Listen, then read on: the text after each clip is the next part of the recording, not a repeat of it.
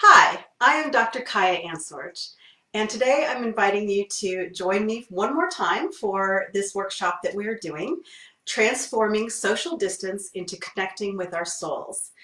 Last week we began this workshop, and today we are continuing it. We're going to do it one more week next week. But if you missed last week, that's okay. We will go over what we did last week just quickly. But before that, I wanted to say thank you to Lost and Found, which is an organization in Sioux Falls that brings resilience programming to campuses in the region.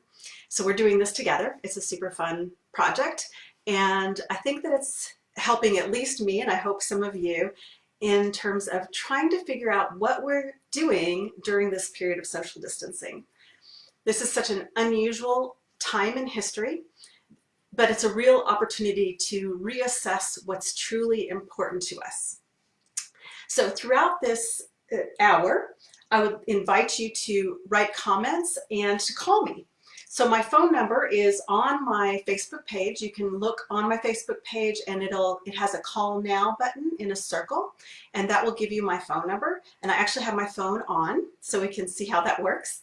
And then also to write comments on the sheet there, then I can see that you're there. And I see that Chelsea is here, and so is Nathan. Can you both hear me? And let's see if you can comment on there and see if it's working. That would be great. So as we go forward on this program, what we asked last week is, what would you like to accomplish during this set-aside time in our world's history? So some of you had some time to think about that during the workshop last time. If you did not have time, I invite you to just go ahead and start musing on that question in your journal. So hopefully you brought a journal today. If you didn't, please go get one, because we're going to be working with that a little bit. It's a little awkward for me to be working with a journal on this live feed, because I always think, oh, here I am, I'm writing, and if somebody just tunes in, that's what I'm doing. Anyway, whatever. We're all friends here, right? So, oh, good. Chelsea can hear me. That's all great. And so first of all, I want to do a quick disclaimer also on religion. I want everyone to feel comfortable here. I am academically trained in religious studies, and so I have possibly a slightly different perspective on religion, but I don't want that to interfere with your religious beliefs. Spirituality is a very personal thing, and though some of us share religions, a lot of us here are from a Christian background, and that is a wonderful way to start to think about these questions. And we all speak our own language, because each religion has its own sort of language about spirituality. But when it comes down to it, it's incredibly unique, the way that we experience soul and the way that we experience spirit. And some of us on this call might be secular, and that is totally fine too. I want you to think of it more in terms of universe, or in terms of like what your deepest self is urging you to do with this life. So I want to make sure that I had that little disclaimer before we started. And so were there any people out there that would like to share what they kind of came up with as their list of some of the things they would like to do during this set-aside time? You can call in. My number is 605-670-2157. I'm going to put that in the comments so that people can know what to call, and then we can have some live voices. We can try to do this on the speakerphone and see if that works, or if it's really annoying. So we'll see. There's my number, and you can also write it in the comments. So some of the questions we asked was, what would you want to heal during this time? What would you want to learn? And what would you want to try? And then you are supposed to go through and make some priorities, because when we're doing this, we can't do everything. And I think that's the biggest problem that I faced when I first came into this set-aside time. Not only was some of us are less busy and some of us are more busy. I happen to be more busy because of my job obligations. But one of the things I wanted to do is that I thought, oh, this is an opportunity to do some things that I don't get to do in my daily life. and I want to make sure I do them. Well, of course, I made this huge list, and it was totally overwhelming. And so I felt very confused. I felt confused about what to choose first, what to prioritize. And so that took some time to get some priorities and to allow myself to let the rest go. So if any of you had anything that you experienced during that, or if you want to bring some questions or comments right now, that would be great. So we will move on as we're finding that out. And the last thing that we asked during that last call was, what makes you feel free, relaxed, or a sense of luxury? Those kinds of questions are the ones that actually guide you towards what your truest calling is, because even though we have a lot of shoulds in our life, we all think there are things that we should be getting done. For instance, we may think, oh, I should learn a foreign language. That would be so amazing, and it would be, but maybe it just feels like a should, not like a sparkle dust, I want to do it. Others have other impediments. We might have things that it seems too hard, and so then we just need to find ways to make little increments of progress, and how do we make those small enough that it doesn't feel overwhelming. We have a certain amount of time that we're going to live in this body on this earth, and that is what we're here to do. We are here to live into whatever is the most magical for us. So often we start to think about what other people want from us. We think about what we think, whatever this thing society is, what that pressure is to do. We have lots of voices coming in. But what really matters at the end of the day, when you hit the ripe old age of 102, which I'm sure we all will, when we hit that old age, or whenever we even hit next week, what really counts is what we did that moved us towards our inner truth. What aligned us with our inner truth? So one of the things I want to work on today is, what is that inner truth? And how do we work on that? We're going to do some journaling exercises. Some will be shorter and some will be longer. And first I want to introduce the idea of truth, because even truth has different definitions for different spiritual backgrounds. We have the capital letter T and we have the small letter t. And how we think about truth also sort of can block us from moving towards our inner truth, but it also can inspire us. So working with that parameter. Okay, so Chelsea was saying that on her list was organizing her house and creating. I love those two. Yeah, that's great. And you know what? Organizing my house was one of the ones that I had on my list that I have utterly failed at. So I thought I was going to be organize my house, but yeah, that hasn't happened. In fact, one of the things on my list is directly butts up against that, and it's called homeschooling. So we have a son who is in 6th grade, and now he's homeschooling, and that is a wonderful opportunity, and I totally love it. And so though I thought I wanted to organize my house, what actually happened was when we had to build a chain reaction, a Rube Goldberg project. And when we were building that, it took us many hours, but we completely trashed the house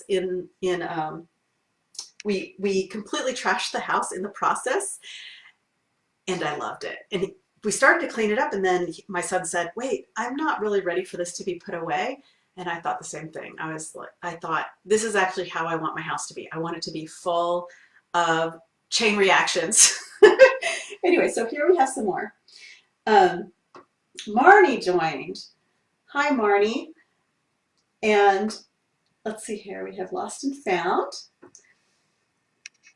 And Lost and Found posted some things for the students that are on the show, and anyone else that takes it as well. So this is in the feed, just so you know.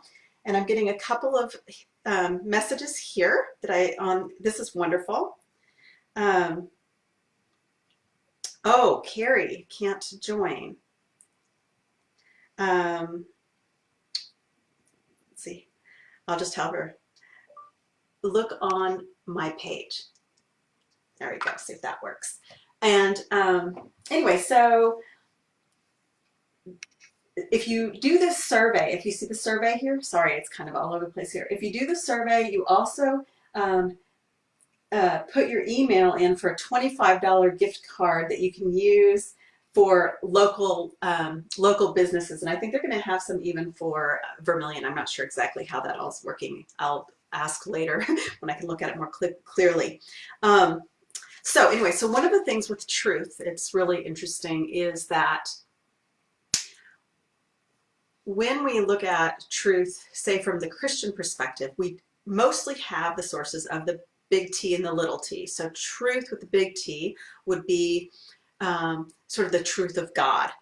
And truth with a little t is things like when you tell the truth in your daily life. But it doesn't have a whole lot of ways to connect that. So one of the religions that I like to look at in order to figure out that connection is from Hinduism. There is the morphology of sometimes it's called chakra or chakra, you might have heard. So the chakras or the chakras are energy systems in our body. And there's one that is located through the tradition. It is located in the throat. The throat chakra is the one that houses truth.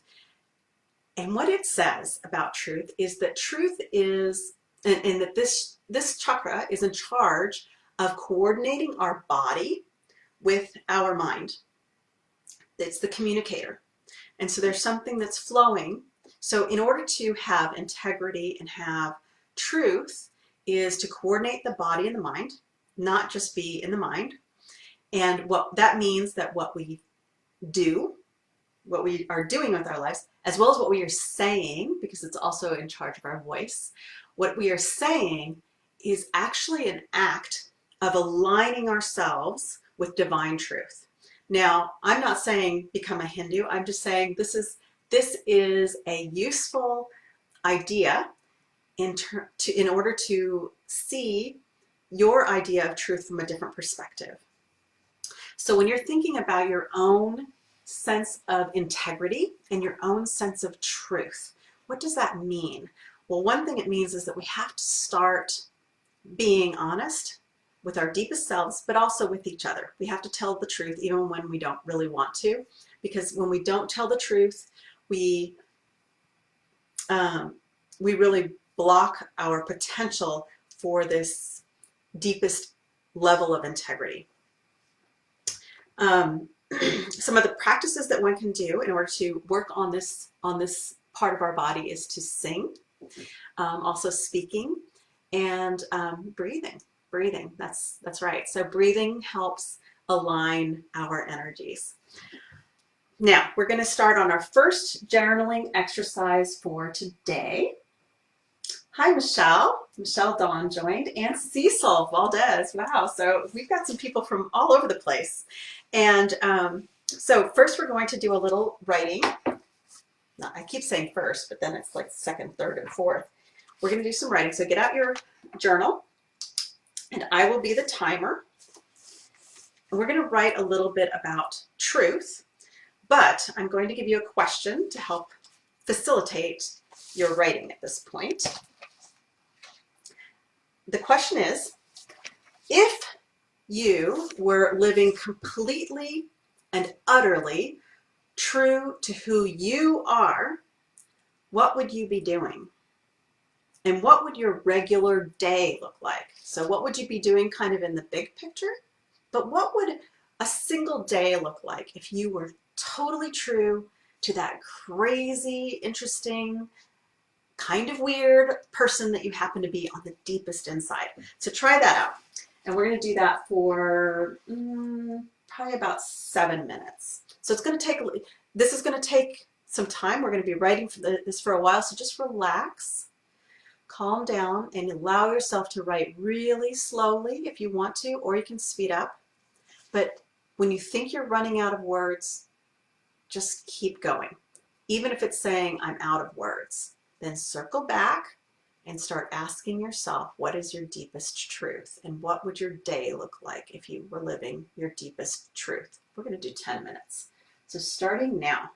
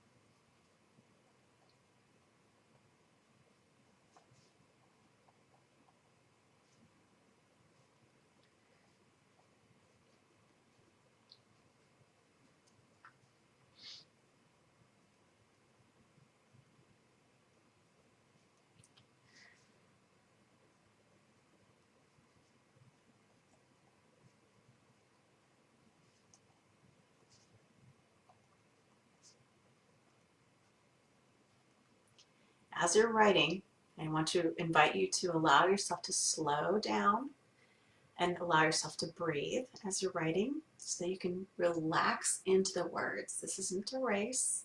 This is deeply exploring the truth that is you.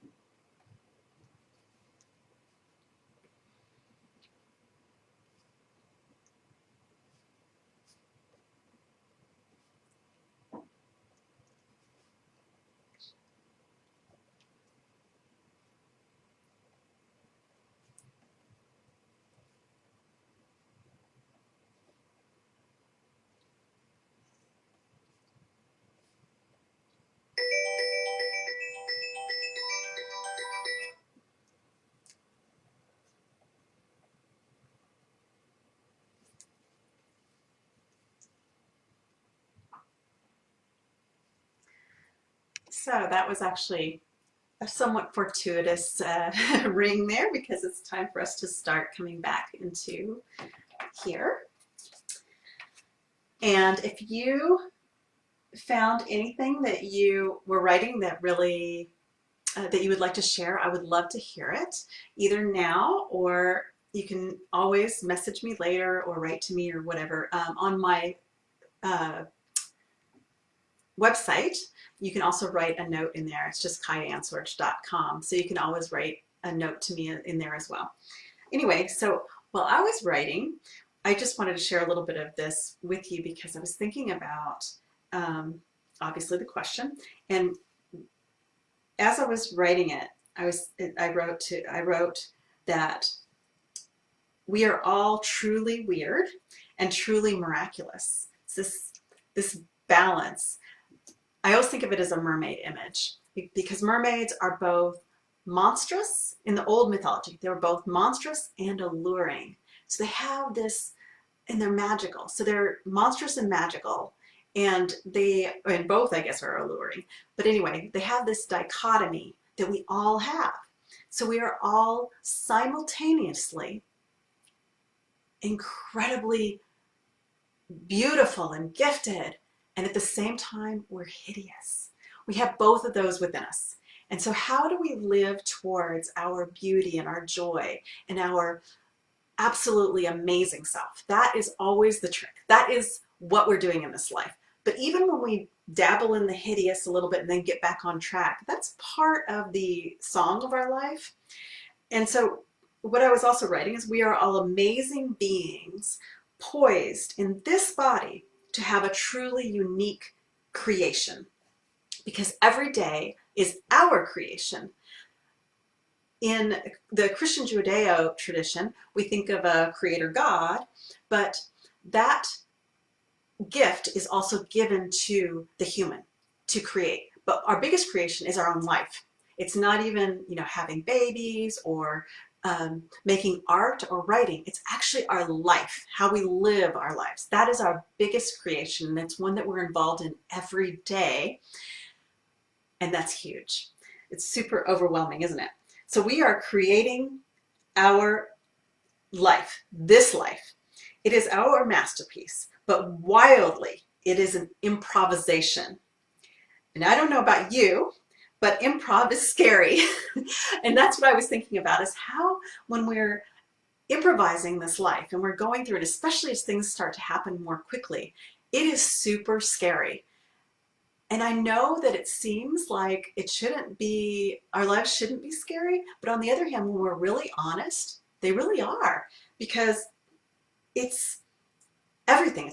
It's everything that we're doing that's at stake. And no wonder we want to defer to screen time, because that gives us a way to sort of check out and not be fully aware. When my mom was, when she had cancer and she was in the process of passing away, one of the things that we always said was, wasn't it a gift of grace that we are sometimes allowed to take life for granted? That in itself is such a gift that sometimes we get to take life for granted. In fact, to be honest, most of the time. But though that is a big gift that we can take life for granted, we are going to start to feel anxious and depressed if we do it all the time. The less we live into our truest self, our truest soul, the less we live into that, the more we're going to build up this level of anxiety and depression, because we're here to live a magical life, a mysterious and a miraculous life. And if we don't do that, we're squandering this particular iteration of our soul. I don't know what's going to happen after we die, obviously. We may be reincarnated, we may not, I don't know. But this particular body and this particular life and this particular planet, probably, maybe not, but probably we're only going to live once, at least in this particular way. And so that's a big pressure. And we have to have amazing courage to admit that we only have this one version of this life. So that's a big part of this. And I think that as we're going through these next few weeks, part of what I want us to do is to start scratching at that and saying, oh, this is really important. I can't neglect my life. I have to have the courage to live incredibly boldly, live a wild life as much as possible. Yes, I love comfort too, and we need to do luxury and comfort. Absolutely, that's part of it, especially if that's what you want. If that's what you really want, that's okay. Embrace it, go for it. Take those long baths and, do some binge watching, but make sure that when we're doing this, we're not doing it to get away from our real life. There's a big difference there. So we're going to do our next question as we move through, and we're going to do the next question and see what you come up with there. This one is, if most of your days don't look like the one you just described. So if you described your perfect sort of true day, what would be true to your soul? If most of your days don't look like this, Why don't they? If they do, what are your secrets and habits to keep you on track? Do you have special tricks to get yourself to do those things every day, or different ways that help you stay within the discipline? Sometimes we think we need willpower, and I've found in my life, there's research that says, of course, we have a little bit more so-called willpower early in the day, and that diminishes through the day. So for one thing, from all the research, willpower is not dependable. We cannot rely on that. Maybe you can in the morning. I certainly can't. Like some people have, oh, I'm going to have willpower and I'm going to get up and exercise at 5 in the morning. That just to me seems like a recipe for disaster because I'm not a morning person. But willpower, even if you have an amazing amount of it, you only have it mostly in the morning. Me, I don't really have any willpower. So, so I build little tricks into my life to try to create patterns that help me live towards the life I want to live. So if you're one of those that is living your days the way you want to live them, and I'm not saying I normally or always do, that's part of the reason I'm doing this workshop, is to remind myself exactly what those are, and to make sure I'm conscious about them because they always change. So for instance, during this time, one of my big goals is not a normal one, but homeschooling. I want to be doing that with every ounce of my being because I only get to do that right now and I probably won't get to do it again. So, so that's number 2, and we're going to do this one for 10 minutes also. And you can write in and say things, you can say what's going on in your journaling, but you can also say some of the answers to the questions if you'd like. So number 2, if most of your days don't look like the one you just described, your perfect day, your day that is the most true to your unique individual soul, why don't they look like that? And if they do look like that, what are your secrets and habits to keep you on track?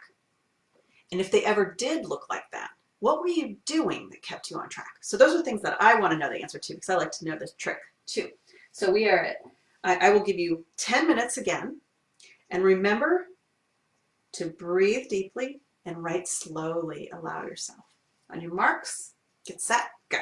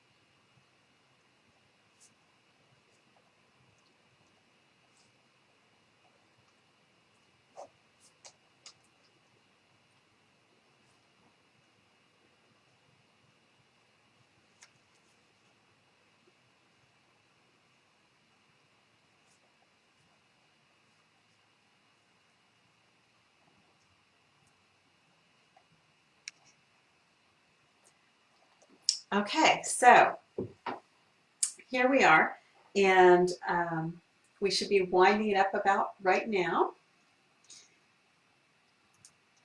And I wanted to hear if any of you wanted to comment about what you found. Did you find any habits that were helpful for you that you use, or were there any that you reasons that you found that you weren't doing what you feel like is your deepest soul path, and why that might be? So if anybody has anything they'd like to share, I'd love to hear that. So what I found was that I used to have a pattern that really worked for me. It was sleep plus walk plus write plus pray. So I would try to do all four of those and make sure that I did them first thing in the day.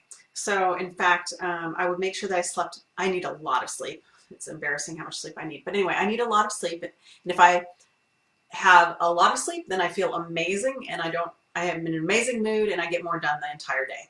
If I don't get enough sleep, then I'm kind of waffling around and living this sort of half life.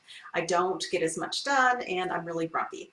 So even though it takes a lot of time to sleep as much as I need to sleep, it's totally worth it. And so that's my life. But anyway, so sleeping, walking. So I would walk, I would get up, I would get ready for the day, walk straight to the coffee shop and write for 4 hours. And then during that time, I would also be praying while I walked and praying when I went home. So by the end of that period, I'd kind of gotten all of those in. And then the rest of the day, how it flowed was totally fine by me, whatever happened. Usually that meant more walking or hanging out with friends, whatever. So those kinds of things, I might work some more later, but I didn't necessarily have to do that the entire day. Then my life changed when I got married. It changed a little bit maybe, but I could keep that routine somewhat. But once I had a child, it all went out the window, of course. And what I'm noticing now is that I can't do those. And sometimes I want to go back, and I'm like, oh, that really worked for me. But why is it that that's not a possibility right now? And honestly, if I went back, wouldn't that seem lonely? Because my life is much more complicated now. So I'm actually living a different kind of life. So what I was writing about is that my improvisation is more intense now. So I am dancing faster in my life than I once was, and a more complicated dance. My dance incorporates the variations introduced by my husband and my son, both of whom are quite demanding.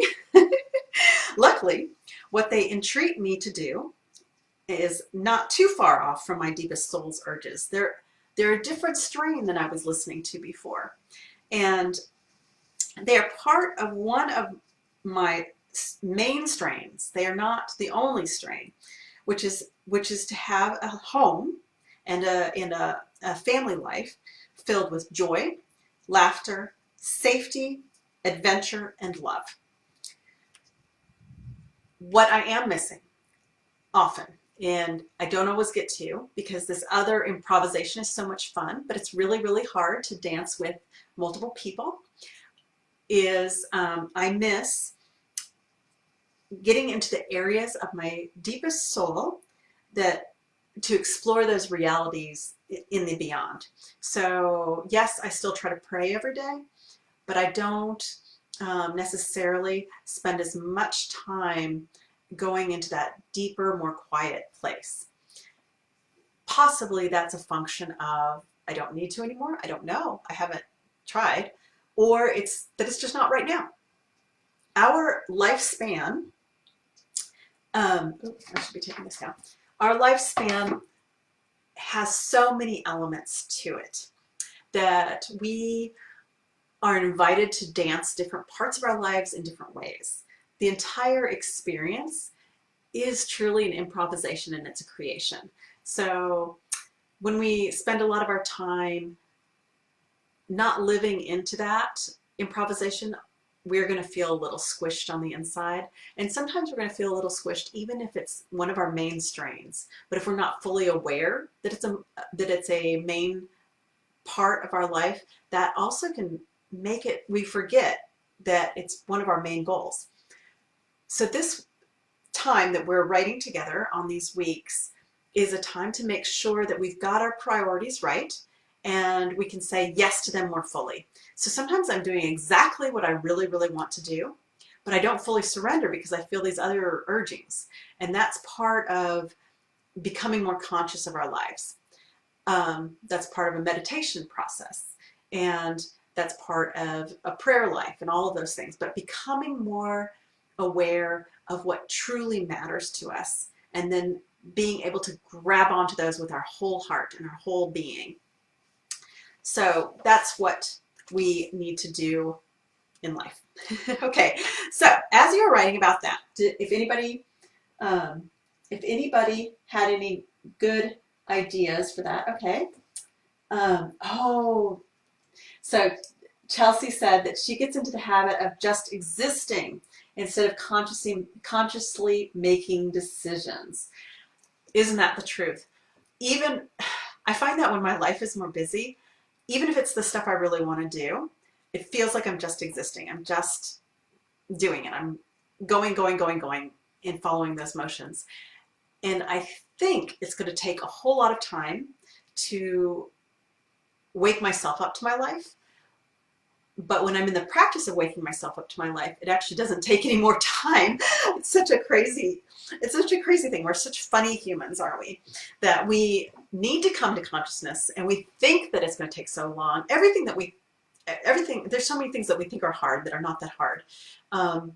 We put barriers in there. So that is one of the things that we're all in the throes of. So, some of my other habits. These are ones that I think are good little tricks and tips, I think.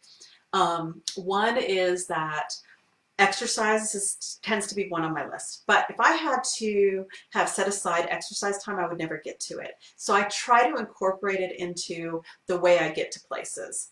I know not all of you live in places that you can walk somewhere, but a surprising number of us will start to forget that we can walk somewhere just because we haven't done it. And just putting on a backpack and going to the store to get your milk, it's kind of worth it. Yeah, you'll look a little weird maybe, but building in exercise as part of your daily life really helps get it done, and it helps make it a natural part of who you are, sort of the way that humans were. That's how we evolved. We didn't evolve to go to the gym. We evolved to have exercise as part of the way that we our transportation, right? And the other thing you can do is, of course, doing walking meditations, which is another process that I sometimes teach, and you can look at that on YouTube. I don't have a video about that, but anyway, then the other thing you can do is, of course, talking on the phone with friends and things like that, or going with friends. That's a huge part of what we need to do as humans too, is spend time with other humans. So that's one. Another one is that I don't allow myself to have any caffeine in the morning until I've already taken a bath and I'm already doing whatever work I want to do. If that's especially with writing, because for me, writing is something I kind of have to front load.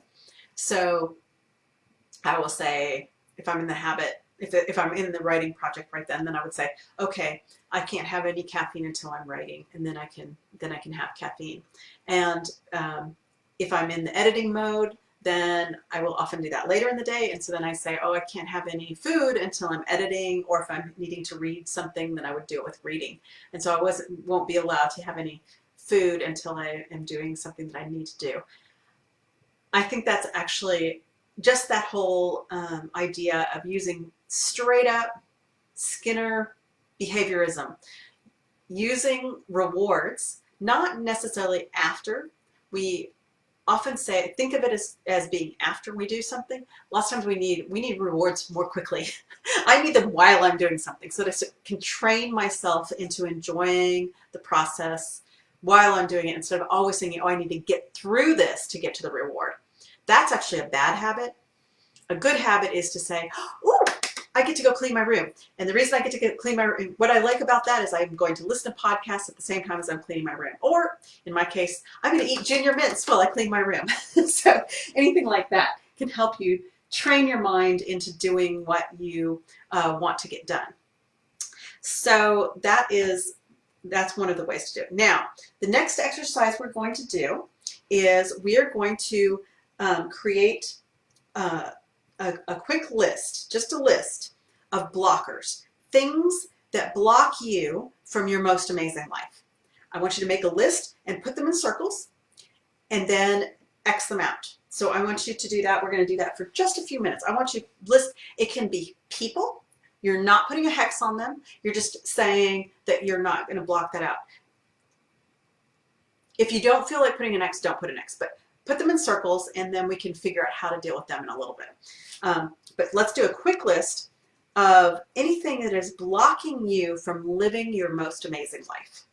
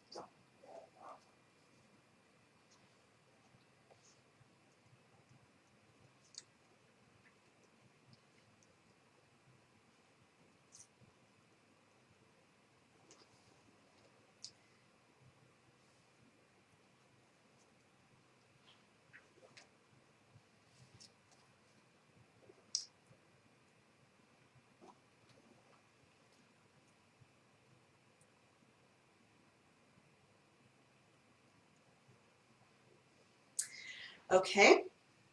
So did anybody have anything on their list that they want to share? You can totally share it in the notes or however you want to share it. And as you see this list, put them in circles and you can put an X through. The other thing that you can do is you can, of course, put them on a little cards and then you can burn them as sort of a ritual if it's something that you want to really get rid of. The other thing you can do is there's something called emotional freedom technique, and I think it's kind of a fun one, but if you look that up, emotional freedom technique, there's also a lot of people that are into it in ways that may or may not make you comfortable, but I think of it as kind of a fun exercise, and you go through and you sort of tap in places, and I think of it as sort of a spell breaking technique. It's kind of fun to experiment with, but I'm not sure if I don't think that you should take it so seriously that you think you're going to cure yourself of cancer. That's just myself. I take it with a little bit of an experimental way of looking at it just for fun. But anyway, so you can do that where you do these tapping exercises to sort of bring it through your system. And as you tap, you're going to say that you love yourself in spite of that. And whether it's something like, excuse me, something like maybe procrastination, for instance.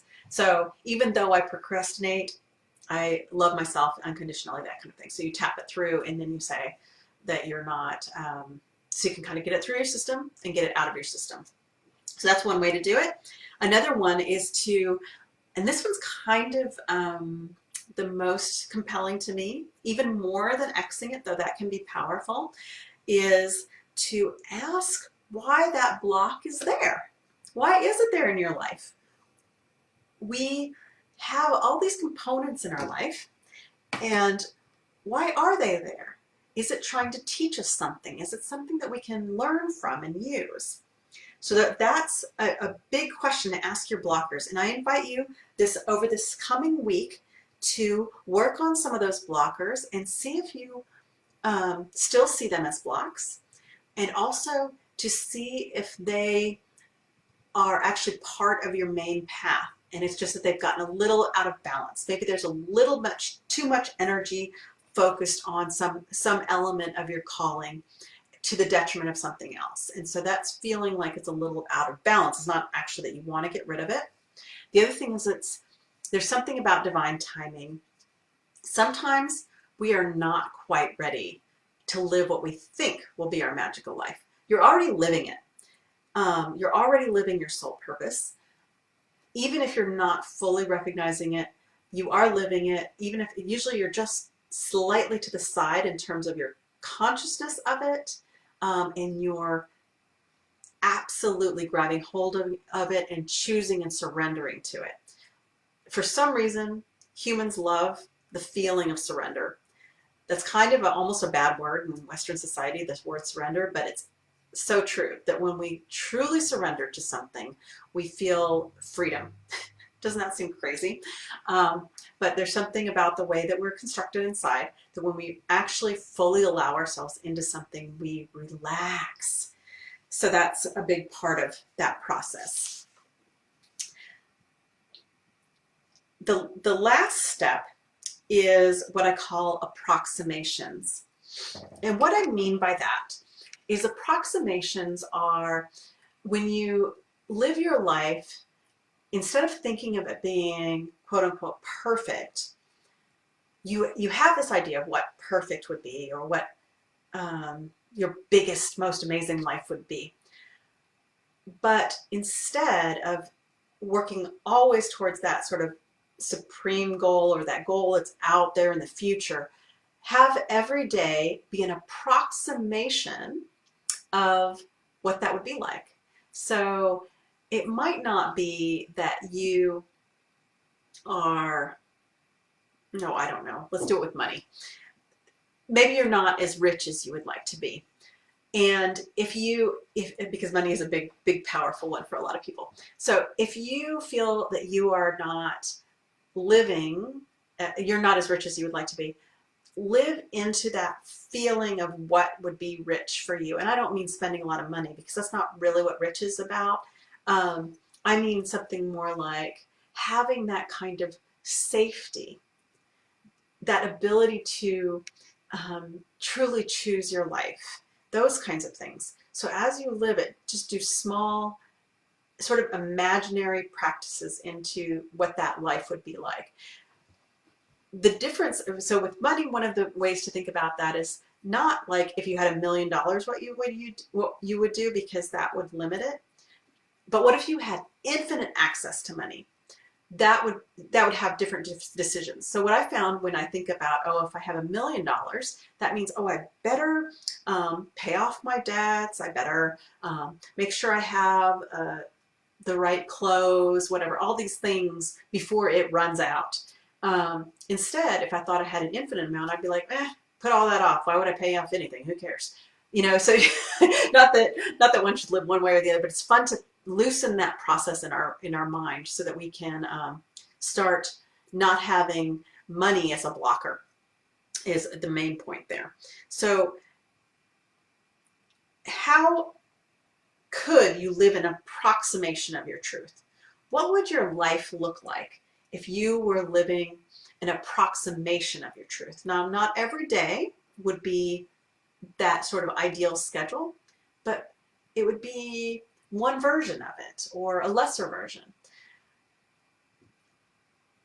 I think of, this is sort of a crazy one, but in India, there were a lot of people that we would see on the side of the road who were dentists, and they didn't have an office. They would set up shop in the street and they would do dental work there. There's also dentist offices, but it kind of woke me up. Now, this is a different process going on there, I realize that, but it woke me up to the fact that we can live towards whatever calling or vocation we have within whatever means we are given. Within the parameters of the life we actually have, we can live some sort of version of what our soul's calling is. It might not be the version that is sort of the pie in the sky, but we can live some sort of version of what we think of as amazing. And so I want you to think about that and practice that this week. And also I want you to think about what tiny step you could take towards making your truth a bigger part of your day, each day. So we're almost at the end here, and I want to give you your assignment for this coming week. So when we get back, I would like to hear from you guys what you did for this coming week that we're going through. Try to write every day. Uh, I would like you to do a full journal entry of probably 3 pages. That would be my ideal goal. And I would like to hear how many pages you actually accomplished by the end of the week when we report in next week. I want to hear how many pages you wrote. So it's some sort of accountability, since all of you are here for journaling reasons. So I want to find out how many pages you wrote, and I want you to record some of the activities that you did and how you felt about those. So were there some that you didn't realize were part of your soul's calling, but they actually are during this period. This period, one of your soul's callings might be to connect to your older relatives. And that's not one that you would normally have as number one on your list. In our daily lives, we wouldn't necessarily think of that. But now we're seeing, oh, we need to remember how precious our elders are, and we need to make sure that we connect with them during this period. It may not be in person, it may be on the phone, or it might be through truly supporting them by bringing groceries and things like that, whatever your situation is. So I would love to hear about what activities you did and how you felt about them, and then a list of your successes, as well as maybe if you had some failures and what that even, so that we can examine what is a failure. It might not even be a failure. So I want numbers, tallies, and thick descriptions, because I'm thinking this is science. Anyway, so that's all I have for today. I want to thank Lost and Found for helping me bring this workshop to different people around the region, and to all of you who have joined from my friends in different places that I have met around the world. And I want to thank all of you today, and have a wonderful day.